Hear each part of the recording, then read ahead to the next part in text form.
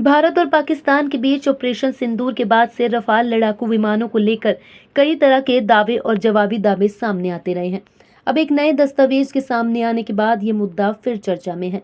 Reports के मुताबिक भारतीय वायुसेना ने 15 जून 2026 को फ्रांस की इंजन निर्माता कंपनी सफरान को रफाल विमानों के लिए तकनीकी सहायता और रखरखाव से जुड़ा एक रिक्वेस्ट फॉर प्रपोजल यानी RFP भेजा है।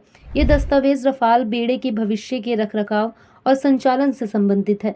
सबसे पहले समझते हैं कि ये ब्रिज सपोर्ट क्या होता है।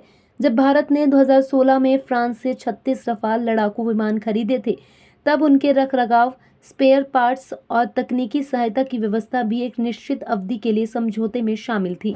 ये व्यवस्था सितंबर 2026 में समाप्त होने वाली है। ऐसे में नई व्यवस्था लागू होने तक विमानों के संचालन में कोई बाधा न आए, इसके लिए भारतीय वायुसेना ने अंतरिम या ब्रिज सपोर्ट की मांग की है। दस्तावेज में रफाल बेड़े से जुड़ी कुछ महत्वपूर्ण जानकारियां भी सामने आई हैं। रिपोर्ट के अनुसार भारतीय वायुसेना के सभी 36 रफाल विमान वर्तमान में सेवा में हैं और उनके लिए तकनीकी सहायता की आवश्यकता बताई गई है। दस्तावेज में यह भी उल्लेख है कि एक रफाल विमान औसतन साल में लगभग 150 घंटे उड़ान भरता है।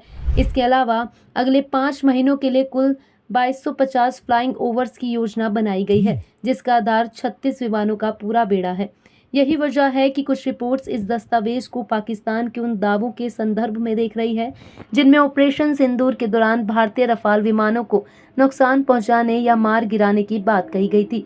दस्तावेज में सभी 36 विमानों के लिए रखरखाव और तकनीकी सहायता की आवश्यकता का उल्लेख होने के कारण कई विश्लेषक इसे इस बात का संकेत मान रहे हैं कि भारतीय वायुसेना के पास पूरा रफाल बेड़ा उपलब्ध है। हालांकि ये भी ध्यान रखना जरूरी है कि सैन्य अभियानों से जुड़े दावों और जवाबी दावों की स्वतंत्र पुष्टि अक्सर मुश्किल होती है।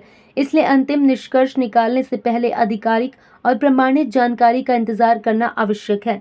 फिलहाल इतना तय है कि भारतीय वायुसेना अपने रफाल बेड़े के संचालन और रखरखाव को लेकर आगे की तैयारियों में जुटी हुई है। आने वाले समय में इस विषय पर और जानकारी सामने आ सकती है।